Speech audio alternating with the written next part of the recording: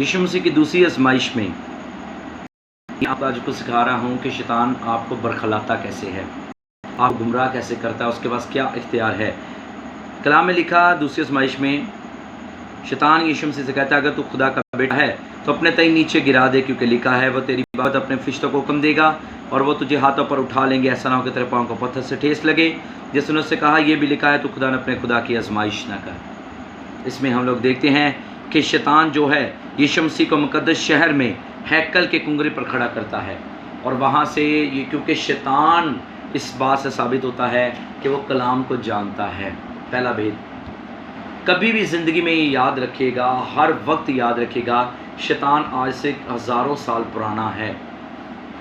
एक हज़ारों साल पुराने एक शैतान का तजर्बा, आपकी उम्र आज 50, 60, 70, 80, 100 जितनी भी है, हज़ारों साल पुराना तजर्बा ज़्यादा होता है। शैतान को बाइबल की एक एक चीज़ पता है, एक एक आयत पता है, एक एक काम पता है। वो आपके आने वाले फ्यूचर को पूरा तो नहीं जानता, लेकिन वो हल्की सी स्मेल कर लेता है कि कुछ ना कुछ दाल पक रही है। यहाँ यीशु मसीह को वो कहता है कुंगरे पर खड़ा कर कर हैकल के अपने आप को नीचे गिरा दे, तेरे लिए लिखा है कि तेरे बाबा फरिश्ते आएंगे, तुझे उठा लेंगे। यीशु ने कहा खुदा ने अपने खुदा की आजमाइश ना कर। इस आजमाइश का मतलब ये है कि जब आपको एक चीज़ पता चल जाए, जब आपको ये चीज़ समझ में आ जाए कि कलामे खुदा क्या है,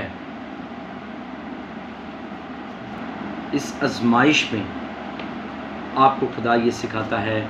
जब भी शैतान आपको गुमराह करने के लिए आए, आपको खुदा ने बताया हो कि ये काम गलत है, इसको मत करना। जिस तरह हव्वा और आदम को ये बताया गया था कि इस दरख्त का फल ना खाना, शैतान उनके पास गया, उसने कहा नहीं नहीं, खाना अच्छी बात है, तू खाएगा नेको बद में पहचान करेगा, तू इस तरह जानेगा। लेकिन उस घड़ी जब उन्होंने खाया तो वो गिर गए।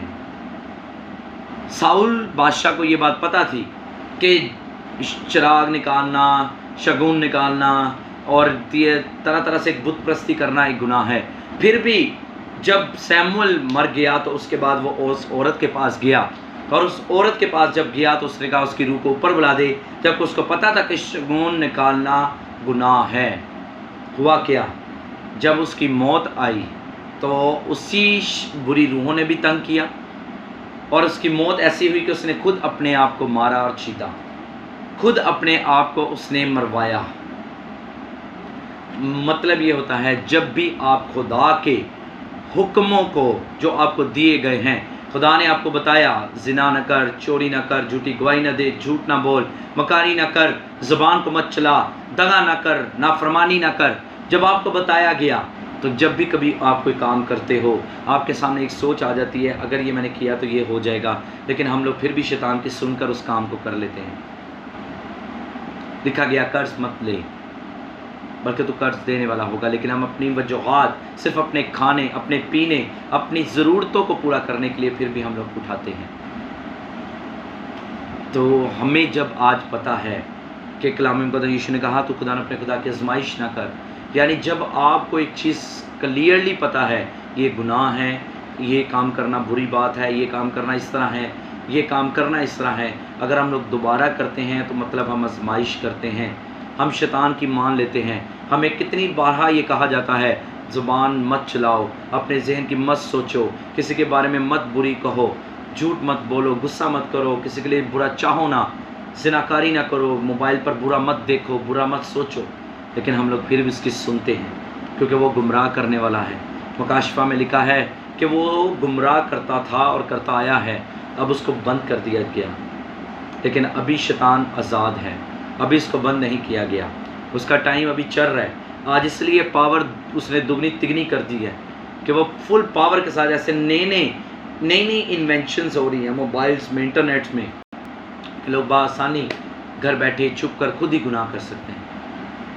तो आप सोचें कि शैतान कितना एडवांस हो चुका है। दूसरी आजमाइश का मतलब यही था कि आप अगर किसी चीज़ को जानते हो ये गुनाह है, ये काम करना बुरी बात है, ये गुनाह करना ऐसे है, इससे खुदा ने हमें मना किया है, तो हमें मना होना है। वरना आज अगर आप उसकी सुनकर, यीशु मसीह अगर उसकी सुनकर गिर पड़ता तो वाकई फरिश्ते ना उठाते। क्यों?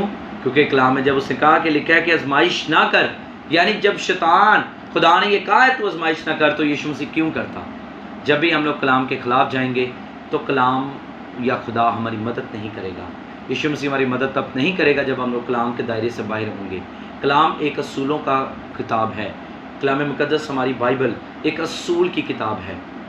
یہ اصول بناتی ہے اگر تو اس دائرے سے باہر ہوا تو تیری مدد نہیں ہوگی، اگر اس دائرے کے اندر رہا تو تیری مدد ہوگی اور تجھے برکت ملے گی. سو اس آزمائش میں آپ خبردار رہو کہ آپ کو وہ کبھی آزمانے نہ پائے.